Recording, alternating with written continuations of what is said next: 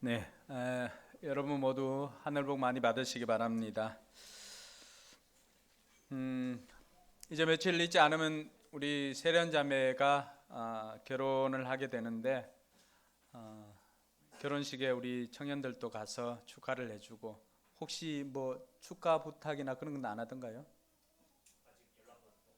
네, 아직 연락 받은 게 없다고 하네요.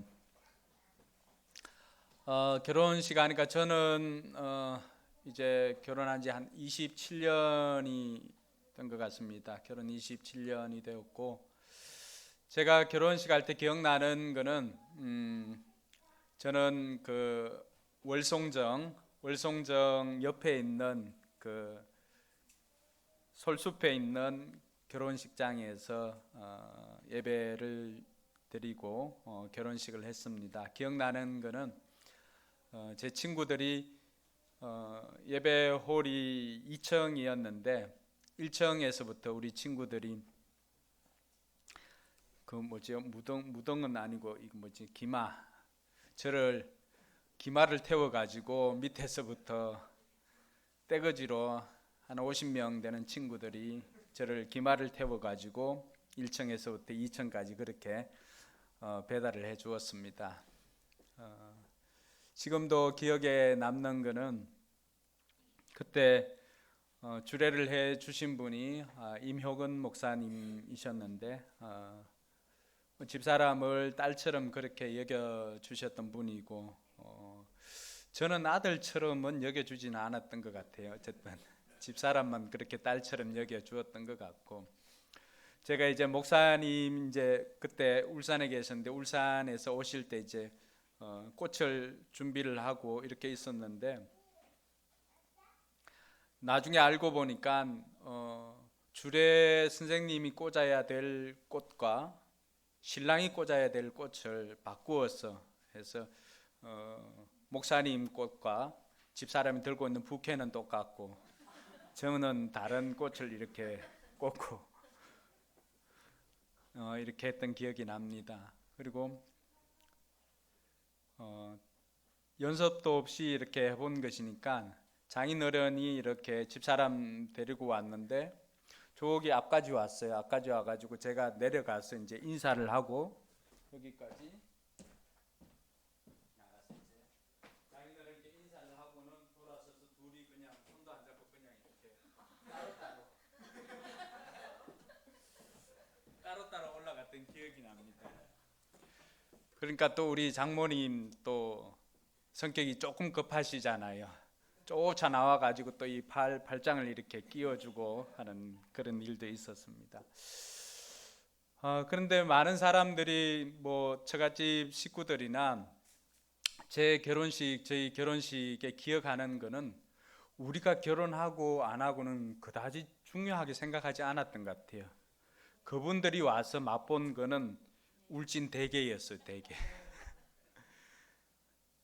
그동안에 그분들이 먹었던 게는 게라고 할 수 없을 정도로 그때 당시에 지금도 생각해 보니까 정말 좋은 게를 저희 집에서 준비를 해가지고 마침 처갓집에서도 손님들이 왔는데 거기에도 이 게를 갖다 드린 거예요. 그러니까 친척들이나 이분들이 하객 참석하고는 했던 분들이 그 게를 맛보고는 그 다음 해부터 명절 때나 아니면은 뭐 처갓집에 일이 있고 하면은 제가 처갓집에 이렇게 가면은 저를 보는 게 아니라 제 손에 개를 들고 오는가 안 들고 오는가 그것만 보는 거예요. 어쨌든 뭐 우리 고향 쪽에서는 명절 때는 그렇게 명절 때가 아니라도 잔치 때는 개를 이렇게 올리기도 하고 개를 내어놓기도 합니다. 제가 저기 해남인가요? 장흥의 고향인 분이 거기 잔치를 하거나 할 때는 빠짐없이 또 홍어를 내놓더라고요. 홍어가 올라오지 않으면은 뭐 잔치든 장례식이든 그렇게 좋은 잔치라고는 평가를 하지 않는 것 같더라고요. 그러니까 보니까 그쪽 지역에서는 또 잔치 때마다 홍어를 이렇게 올려놓는 것을 봅니다. 오늘 우리가 읽었던 이 본문에는 동일하게 결혼식 장면이 나옵니다.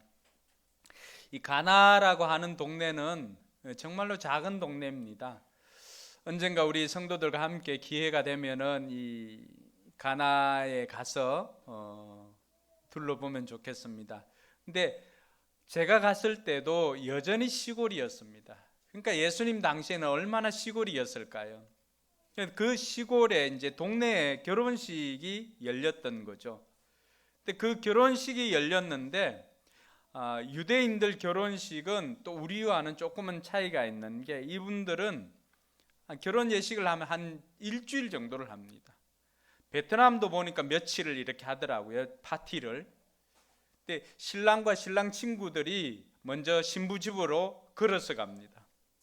걸어서 가서 그 신랑과 신랑 친구들이 신부 집에 가서 또 신부와 신부 친구들을 데리고 신랑 집으로 옵니다. 거기서부터 이제 잔치를 합니다. 파티를 합니다. 그러니까 신랑 집에서는 며칠 동안에 이 파티를 해야 되기 때문에 모든 음식들을 다 넉넉하게 준비를 합니다. 더군다나 이때는 그 잔치에는 반드시 빠짐없이 있어야 되는 것이 포도주였습니다. 포도주가 있고 없고는, 포도주가 없는 결혼식은 상상할 수 없을 정도로 그 결혼식에 포도주는 굉장히 중요한 역할을 합니다. 마치 저기 해남이나 이쪽에 있는 분들이 홍어를 잔치상에 꼭 올려야 되는 것처럼 그렇게 생각을 하고 있더라고 하는 거죠. 근데 오늘 이 집에 문제가 생깁니다. 그 문제는 다른 것이 아니라 바로 그 잔치집에 포도주가 떨어졌다는 사실입니다.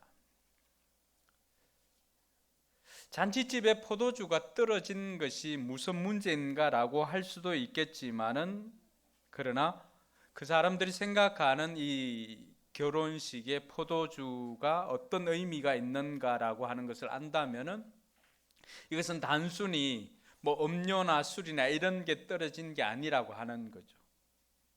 그 잔치의 품격을 결정해 주는 것이 바로 포도주였습니다. 근데 그것이 떨어지니까 자칫 이 좋은 분위기가 다 깨어질 위기에 있더라고 하는 것이죠. 여러분, 그 잔치집에서 얼마나 많은 것들을 준비했을까요? 우리가 결혼식을 치르거나 아니면 집에서 어떤 뭐 행사를 할 때 여러분들이 호스트 같으면 어떻게 하세요? 그냥 대략 준비하는 게 아니잖아요. 몇 사람이 올 건지, 또 음식은 몇 인분을 해야 되는지 할 때 50명이 온다고 하면 50명 딱 맞춰서 하나요? 그렇지 않잖아요. 좀 넉넉하게 70명분을 준비한다거나 이런 준비를 다 합니다. 물론 이 집에서도 했겠지요. 근데 그렇게 준비해도 뭐가 생기는 거예요? 문제가 생기는 거예요. 이게 우리에게는 어떤 의미가 있을까요?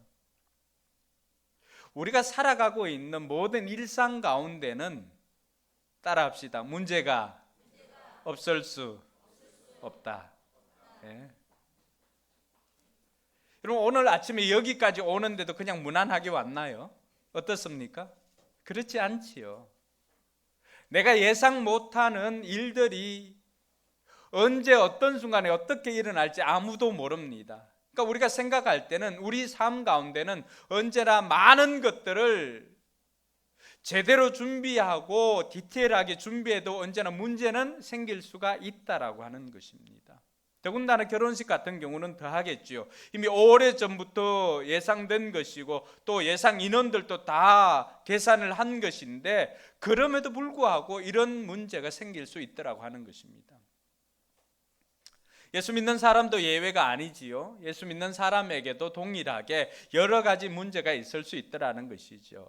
자, 그러면은 그런 문제가 생겼을 때 그 문제를 우리가 어떻게 해결해야 하는가, 이것이 오늘 저와 여러분들이 좀 생각해 볼 문제입니다.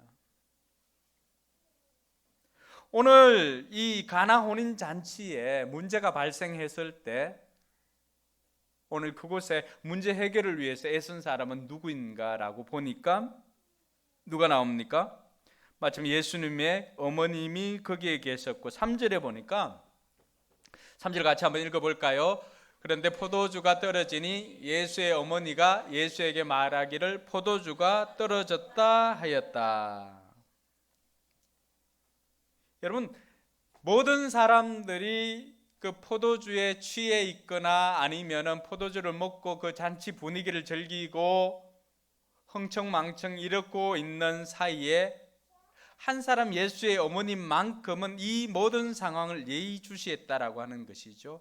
그리고 예수님의 어머님은 모르긴 몰라도 아마 그 연회장과는 굉장히 밀접한 관계가 있다라고 하는 것을 알 수가 있는 것은 이 혼인잔치에 예수님의 어머님이 거기에 계셨고라고 1절에 그렇게 소개하고 있고, 또 2, 3절에 보니까 거기에 누가 초대를 받아갑니까? 예수님과 그의 제자들도 잔치에 초대를 받아갔다라고 하는 것은 오늘 이 결혼식을 하는 이 가정 호스트와 예수님의 어머님과 그리고 예수님과도 모르긴 몰라도 밀접한 관계가 있다라고 하는 것을 우리가 추정할 수가 있습니다. 근데 성경은 그 부분들을 다 이야기를 하고 있지는 않지만은 우리가 정경으로 인정하지 않은 것 중에 외경에는 오늘 이 잔치의 주인공을 사도 요한으로 그렇게 알고 있습니다. 그리고 바클레이라고 하는 신학자도 동일하게 오늘 이 잔치의 주인공은 다름 아니라 사도 요한일 것이다 라고 이야기를 합니다. 그리고 사도 요한의 어머님은 예수님과 사촌간이거든요. 그러니까 예수님의 어머님도 그 연회장과는 굉장히 친한 관계에 있고 지금 이 상황을 누구보다도 가장 가까운 곳에서 보고 있었다라고 하는 것입니다. 그리고 오늘 이 시골 동네의 어떤 가나에 있는 혼인잔치를 이렇게 디테일하게 기록할 수 있는 것은 아마도 자기 자신이 그 주인공이 아닐까라고 하는 생각을 해보는 것이죠. 근데 문제가 어찌 되었든 간에 어쨌든 그곳에는 문제가 발생했다라고 하는 것이죠. 자, 문제가 발생했을 때 예수님의 어머님이 보여주셨던 그 태도를 오늘 저와 여러분들도 한번 배웠으면 좋겠습니다. 포도주가 떨어졌을 때 예수님의 어머님은 호들갑 떨거나 이렇게 큰 소리 내거나 하지 않았다는 거예요.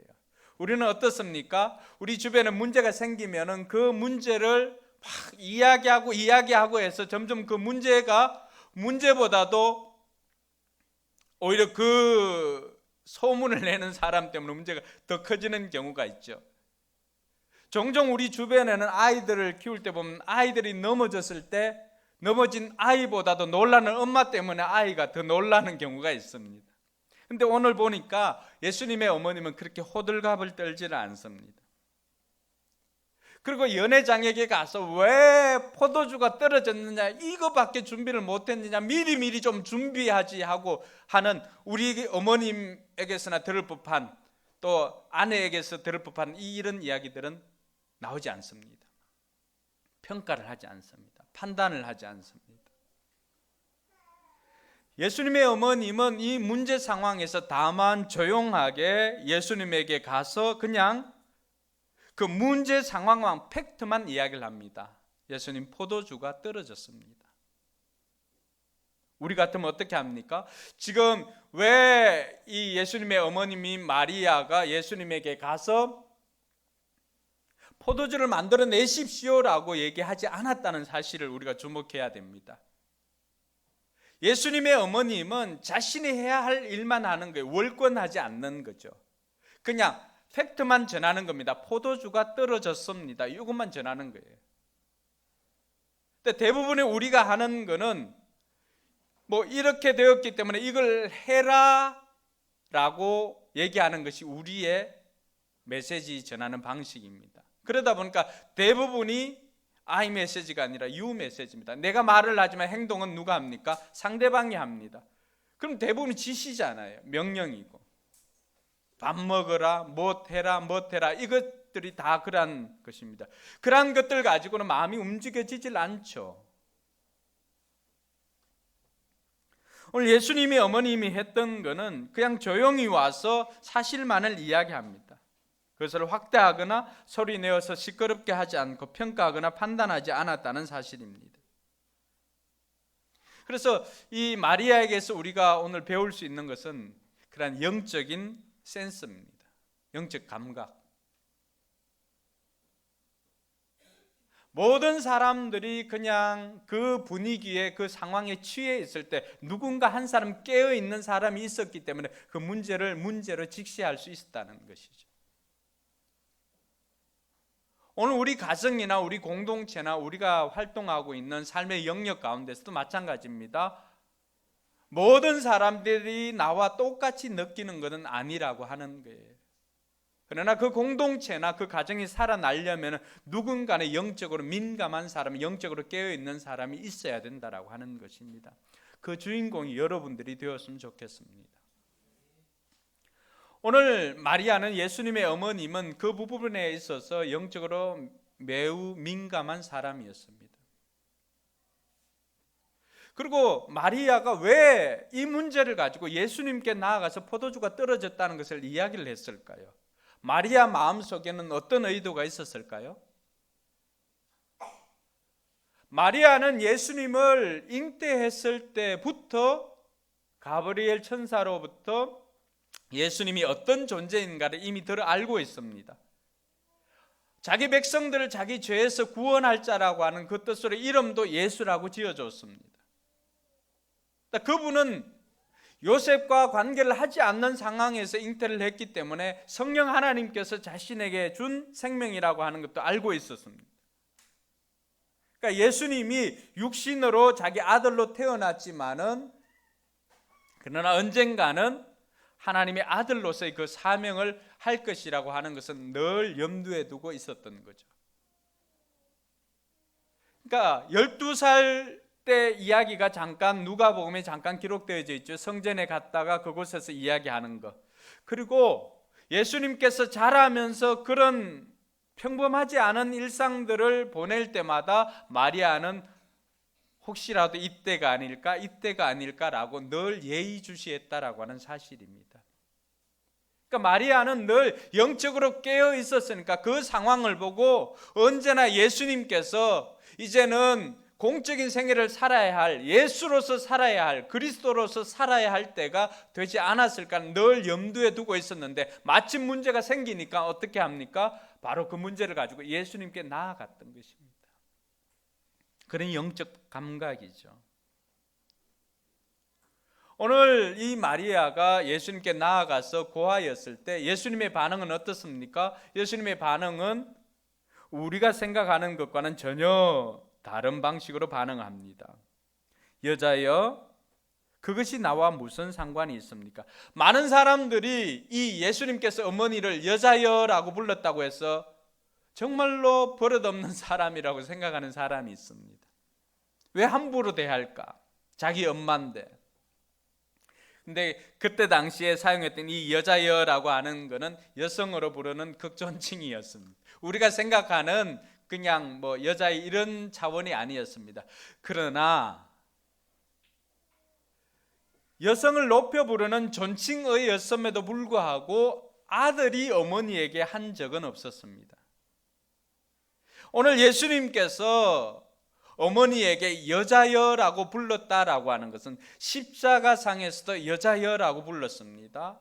그렇게 불렀다라고 하는 것은 예수님께서 드디어 이 일을 계기로 인하여서 아직 내 때가 되지 않았다고는 했지만은 이제 공적인 생애를 살기 위해서 은밀하게 어떻게 보면은 이제는 육신의 부모와 어머니와 아들로서의 관계보다는 이제는 예수님의 공적 생애로서의 삶을 살아가는 것을 의미를 하고 있다라고 하는 것입니다. 제가 그 이전까지는 저희 어머님도 동거나 이렇게 하다가 제가 결혼해도 마찬가지였습니다. 결혼하니까 애기들 반석이 아바이야 이렇게 부르기도 하고 이렇게 했었는데 제가 목사 안수를 받고 난 다음에는 호칭이 달라지더라고요. 목사님 이렇게 불렀어요. 그 이전까지는 제 육신의 관계는 엄마와 아들 사이잖아, 그죠? 그런데 제가 목사로서의 그 안수를 받고 난 다음부터는 비록 육신적으로는 그렇지만 그 관계를 이제는 공적인 관계로, 목사와 성도로서의 그 관계를 어머님이 호칭을 통해서 이야기를 했습니다. 오늘 예수님께서 여자여라고 하는 그 호칭 속에서도 앞으로 이제는 예수님의 사역도 사적인 사역보다는 공적인 사역에 시작하는 의미가 포함되어 있더라고 하는 것입니다. 그래서 이것이 어떻게 보면 첫 번째 표징의 시작입니다. 예수님께서 오늘 마리아에게 한 이야기가 뭡니까? 아직 내 때가 되지 않았다라고 하는 것입니다. 신약 성경에 예수님께서 때를 이야기할 때는 대부분이 십자가를 지는 때를 이야기를 합니다. 죽음의 때, 예수님께서 십자가에 달려 죽으시는 그 때를 이야기를 합니다. 그리고 또 한 가지는 오늘 여기에 있는 것처럼 아직도 내가 공적으로 드러날 때가 아니다라고 하는 그 두 때입니다. 근데 여기에서 아직 내 때가 되지 않았다라고 하는 것은 예수님께서 생각하실 때는 아직 내가 공적으로 데뷔할 때가 아니다라고 생각을 하셨던 것 같습니다. 자, 우리 같으면은 마리아가 예수님께 나아가서 포도주가 떨어졌습니다라고 이야기를 하고, 근데 예수님께서 어떻게 보면은 정중하게 거절했지 않습니까? 내 때가 아직 안 되었습니다. 그러면은 우리는 물러설 법도 한데, 그 이후에 마리아의 행동을 보면은 우리가 생각하지 못한 부분까지 한 걸음 더 나아갑니다. 뭘 했냐 그러면은 5절에 보니까 그 어머니가 일꾼들에게 가서 어떻게 합니까? 무엇이든지 그가 시키는 대로 하세요라고 일꾼들에게 명을 하는 것입니다.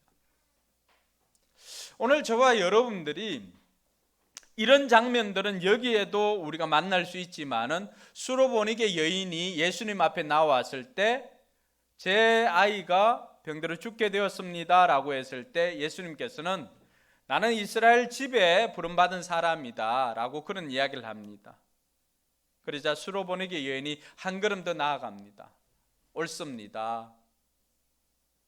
개들도 주인의 상에서 떨어지는 부스러기를 먹나이다라고 하면서 본인은 이방 여인이었기 때문에 주인처럼 그렇게 상에는 못 앉아 있지만은 그러나 상에서 떨어진 부스러기는 개들도 먹을 수 있으니까 그때 당시 이스라엘 백성들이 유대인들이 이방인들을 그렇게 개처럼 취급할 때가 아니었습니까? 수로보니게 여인이 자기를 어떻게 보면 예수님께서 자신을 지금 개처럼 취급하는 것과 다르지 않거든요.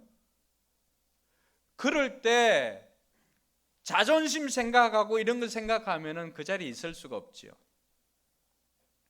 그런데 이 여인은 한 걸음 더 나아갔습니다. 개들도 주인의 상에서 떨어지는 부스러기를 먹나이다. 불쌍히 여겨 달라는 것입니다. 예수님께서는 그 여인의 믿음을 보시고는 즉시 그 여인의 아이를 고쳐주었습니다. 예수님께서 오늘 지금 이 가나 혼인잔치에서도 어떻게 합니까? 먼저 마리아가 나왔을 때 거절을 당했지만은 그러나 마리아는 굽히지 않고 예수님께서 행해 주실 것이라고 하는 것을 믿고 행동으로 옮겼다라고 하는 사실입니다. 그것이 바로 하인들에게 가서 명을 한 것이죠.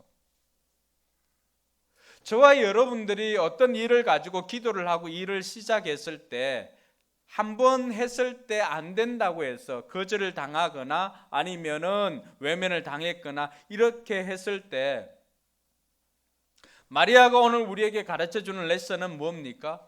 포기하지 말고 믿음으로 한 걸음 더 나가라고 하는 것입니다. 우리가 종종 그런 그림들 보지 않습니까? 광석을 캐는데 이제 그 곡괭이질 한 번만 하면은 다이아몬드 수많은 다이아몬드를 차지하게 되는데 곡괭이질 마지막 한 번을 안 하고 어떻게 합니까? 돌아서지요. 많은 사람들이 그 결과물을 문제가 해결되는 것을 경험하지 못하는 이유가 뭘까요? 문제가 해결될 때까지 도전을 하지 않는다는 것입니다. 오늘 마리아에게서 우리가 배울 수 있는 레슨은 뭡니까? 영적인 감각뿐만, 영적 센서뿐만이 아니라 포기하지 않는 믿음입니다. 할렐루야. 왜 포기하지 않을 수 있었을까? 그것은 마리아가 예수님에 대한 알을 통한 믿음이죠. 아는 만큼 믿을 수 있는 것 아닙니까? 그러니까 마리아도 지금 처음에는 거절당했지만 그러나 예수님께서는 반드시 이를 행하실 것이라고 하는 그 믿음이 있었고 예수님에 대한 능력에 대한 믿음이 있었기 때문에 하인들에게 그렇게 명을 한 것입니다. 무슨 일이든지 시키는 대로 하라고. 오늘 저와 여러분들이 이 가나 혼인잔치에 있었던 이 기적을 통하여서 저와 여러분들도 우리가 지금까지 올 한 해 기도해 왔던 제목들 가지고 지금까지 이루어지지 않았음으로 인해서 포기하거나 낙심하거나 하지 말고 마리아처럼 하나님의 능력을 믿고 한 번 더 간구하시고 이루어질 때까지 구하는 저와 여러분들이 되길 바랍니다. 졸고 있는 사람이 한 두 사람이 있으니까 한 명만 더 있으면 설교 마칠 테니까 옆 사람에게 이야기합시다. 이루어질 때까지 시도합시다.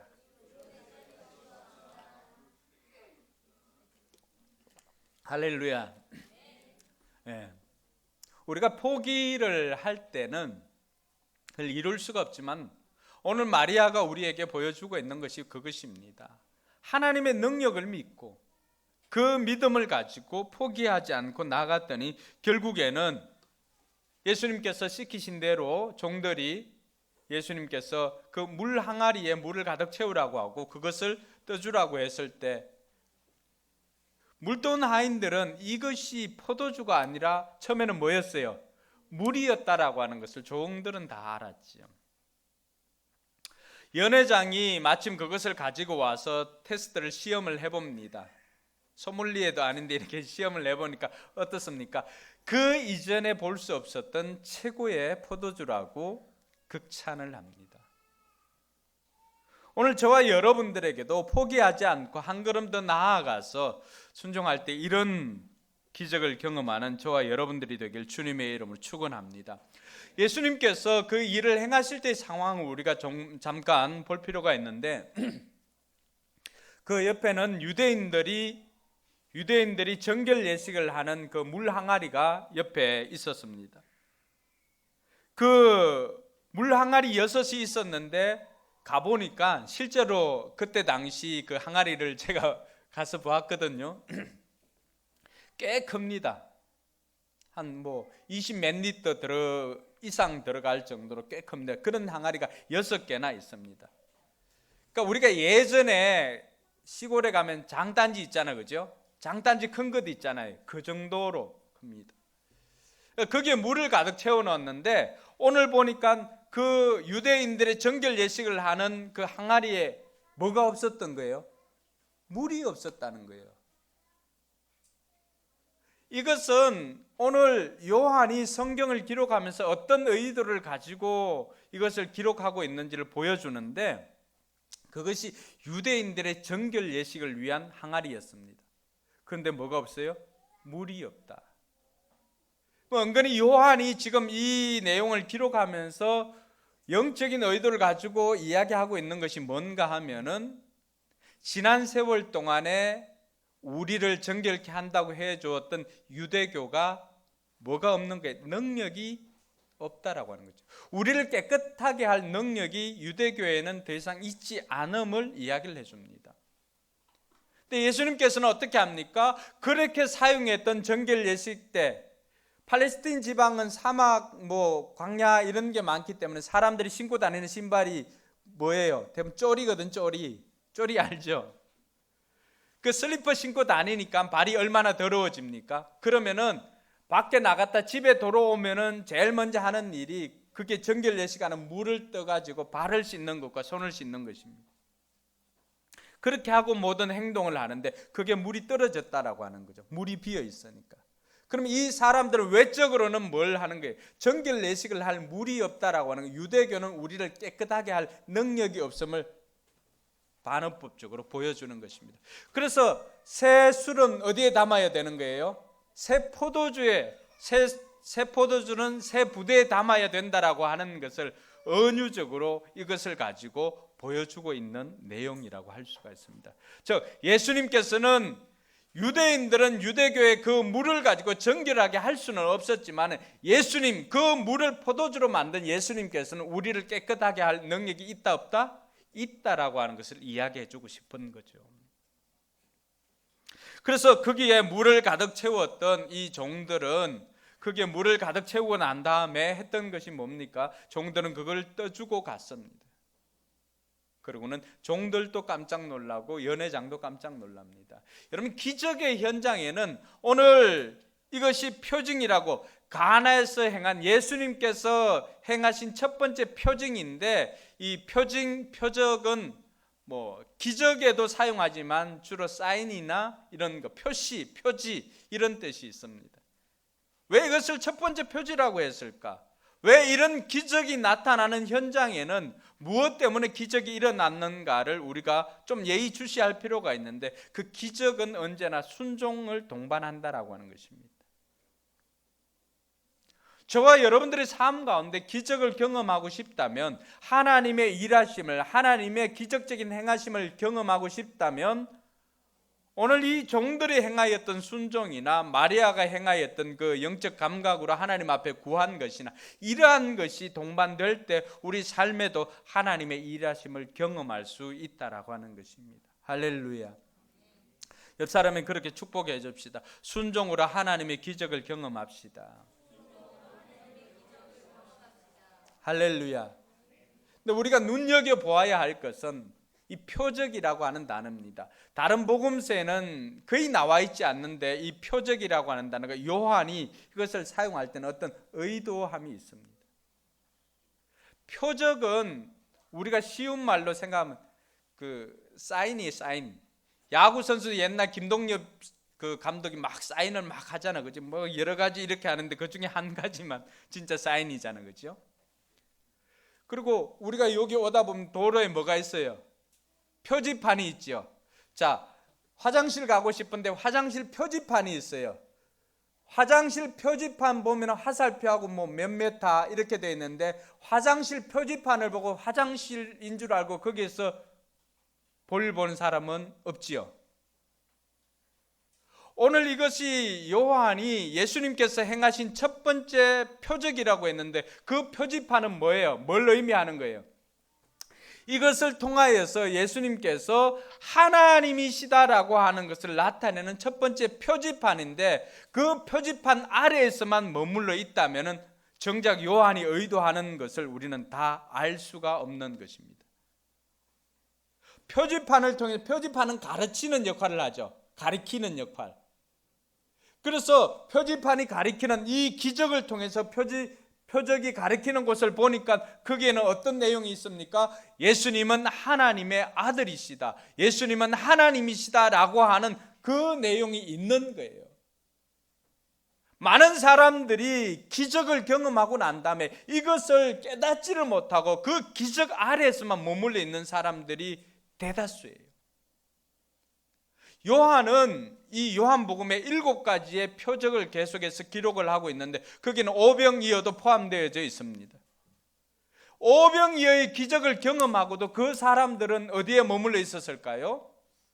그 사람들은 표지판 밑에서만 머물러 있었던 거죠.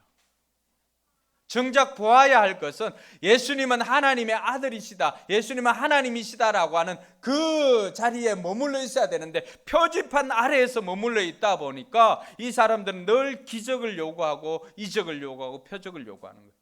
그러니까 그렇게 하다가 어려움이 오니까 어떻게 합니까?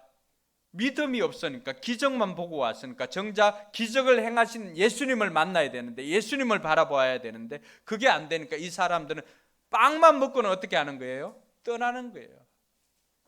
그때 빵을 먹었던 사람이 5,000명이나 넘었잖아요. 그런데 예수님께서 빵을 먹고 난 다음에 십자가에 대한 고난이나 이런 이야기를 하니까 사람들이 어떻게 했을까요? 한 사람, 두 사람 빠지더니 거의 다 빠졌습니다. 제자들만 남아 있습니다. 예수님께서 그 순간 묻습니다. 너희도 가려느냐? 그때 베드로가 기가 막힌 일을 고백을 합니다. 그러니까 베드로가 뭔가 좀 있는 거예요. 늘 성질이 급해서 사고도 치고 하지만은, 주여 생명의 말씀이 여기 있사오니 우리가 어디로 가오리까라고 그렇게 고백을 합니다. 그러니까 베드로는 한 번씩 예수님의 마음에 꼭 드는 정답을 이야기를 해주니까 미워할래야 미워할 수가 없는 인간이에요. 대부분의 사람들은 표지판 아래 머물러 있었는데 베드로를 비롯한 제자들은 어디에 있는 거예요? 표지판이 가르치고 있는 여기에 가서 기다리고 있는 거예요. 그게 누구예요? 생명의 말씀인 예수님이고 하나님이신 예수님, 그 앞에 머물러 있으니까 예수님이 그들을 얼마나 좋아했습니까? 그것이 표적을 일으키는 이유였는데 사람들은 그것을 몰랐다는 거죠. 오늘 11절이 그것을 이야기를 해줍니다. 11절 같이 한번 읽어볼까요?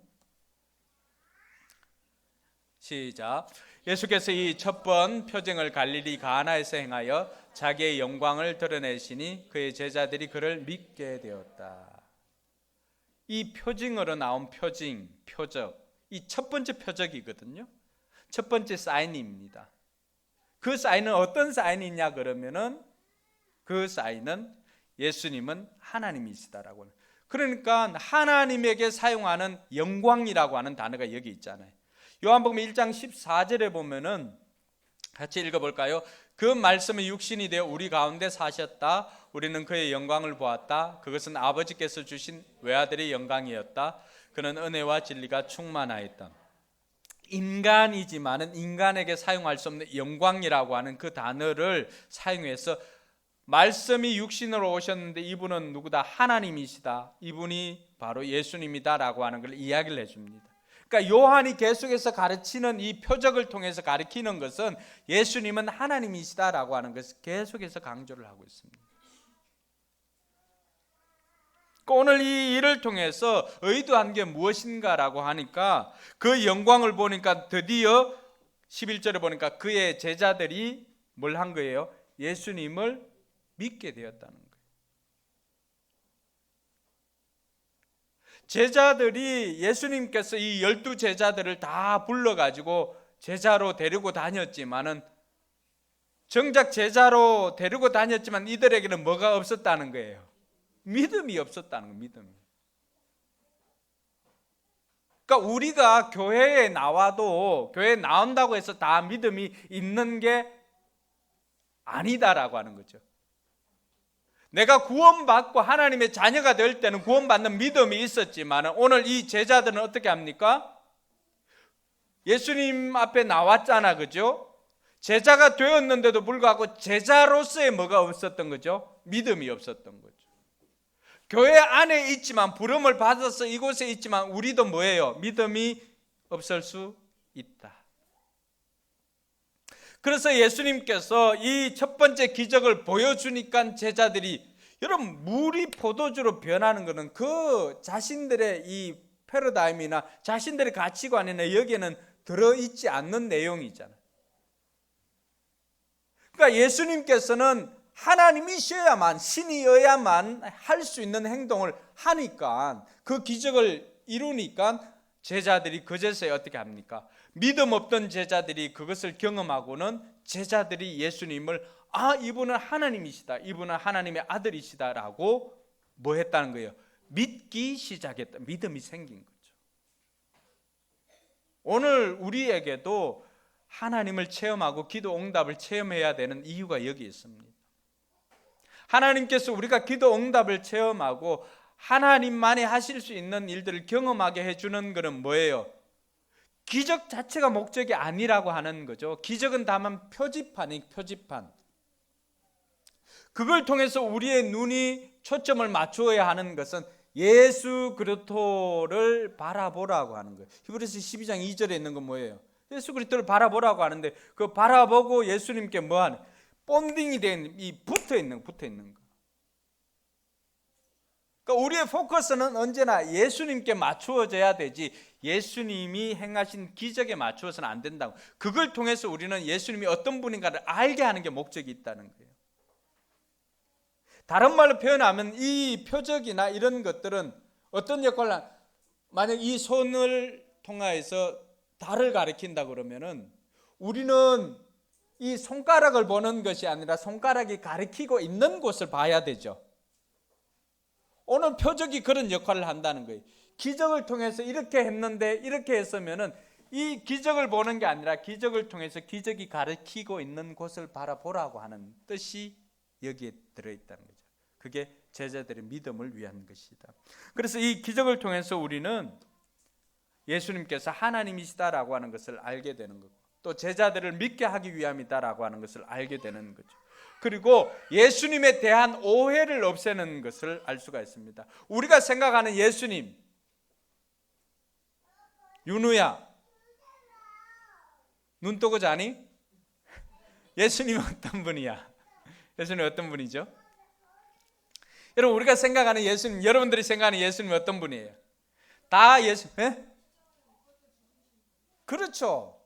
정답. 십자가에 못 박혀 죽으신 분이라고 대부분 다 생각한다는 거죠. 그러니까 예수님만 생각하면 어떤 거예요? 마음이 무거운 거야, 힘든 거야, 아픈 거야. 그러다 보니까 우리 얼굴도, 우리 신앙생활도 고난, 막 이 십자가를 지고 이렇게 따라오라고 했으니까 고난, 뭐 아픔 이렇게만 생각하는데, 오늘 예수님이 가신 곳이 어디예요? 잔치집이죠. 잔치집. 예수님 재밌는 분이고 예수님 잔치를 좋아하는 분입니다. 그러니까 바리새인들은 예수님에 대해서 어떻게 이야기를 합니까? 먹기를 탐하는 자다. 목사를 먹사로 표현하는데 틀린 말은 아닌 것 같아요. 예수님도 먹기를 탐했기 때문에. 그때 당시 사람들이 예수님을 평가할 때, 아니 저 사람은 왜 먹기를 저렇게 탐하냐, 그리고 죄인들과 또 친구가 늘 뭐 파티를 하고 이렇게 이야기를 했던 거죠. 왜냐하면 이런 잔치를 통해서, 그 잔치에 예수님께서는 참여했자 뭘 주는 거예요? 그 잔치에 기쁨을 주는 거죠. 우리 신앙생활이 즐거워야 하는 이유가 여기 있습니다. 매번 우리가 예수님 하면은 늘 힘들고 어렵고 십자가, 죽음 이런 것만 생각하니까 부활까지 넘어갈 수가 없는 거예요. 부활의 기쁨도 있고 잔치의 기쁨도 있고 문제 해결의 기쁨이 있는데 늘 문제에만 머물러 있다 보니까 우리가 기쁨을 누리지 못하고 있는 거죠. 그래서 오늘 저와 여러분들이 이 첫 번째 표징을 통해서 예수님께서 하나님의 아들이시다라고 하는 것, 그리고 제자들의 믿음을 준 것처럼 우리에게도 이런 믿음을 주신 것과, 또 하나는 예수님은 그렇게 어두운 분만은 아니다, 우리에게 기쁨을 주는 분이다라고 하는 것을 통해서 우리의 신앙생활이 늘 뭐 비 오기 전에 우중충한 모습이 아니라 비가 온 다음에 햇빛이 비치는 화창한 개인 날이 우리 얼굴이 되기를 주님의 이름으로 축원합니다. 그래서 이번 한 주간 여러분 예수 믿는다고 우중충하게 사는 게 아니라 정말로 밝은 모습으로 여러분 얼굴이 전도지가 되어서 구겨지지 않는 전도지로 여러분 주변에 있는 VIP들을 목장으로 초대하는 여러분들 되기를 주님의 이름으로 축원합니다. 옆 사람에게 한번 인사하고 마치도록 할게요. 우리 얼굴이 전도지입니다. 예, 좀 피고 사세요. 예. 우리 찬양합시다.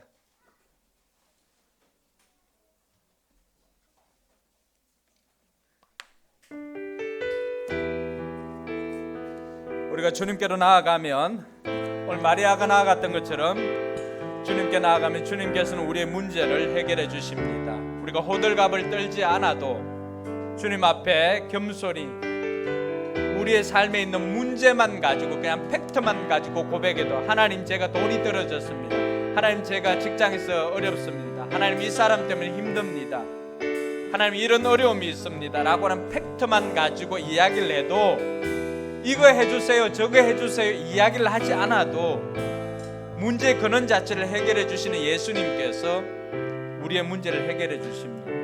주님 앞에 우리가 나아가도록 하겠습니다.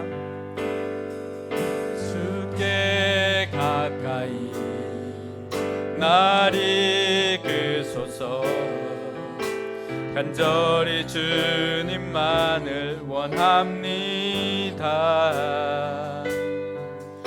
채워주소서 주의 사랑을, 진정한 찬양 드릴 수 있도록 주께 가까이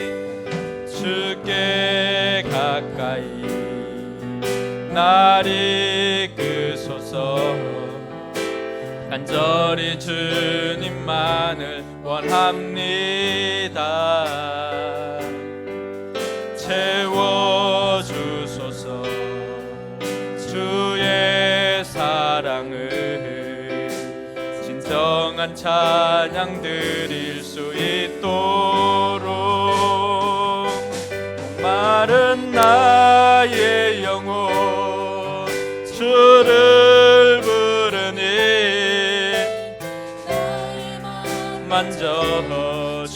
주소서. 주님만을 원합니다. 또 원합니다. 나의 맘 만져 주소. 목마른 나의 영혼, 나의 영혼 주를 부르니 나의 맘 만져 주소서. 주님만을 원합니다.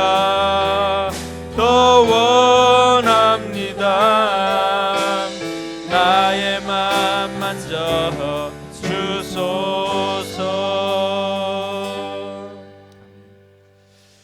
순간 김민혜 집사님이 드럼 치고 있나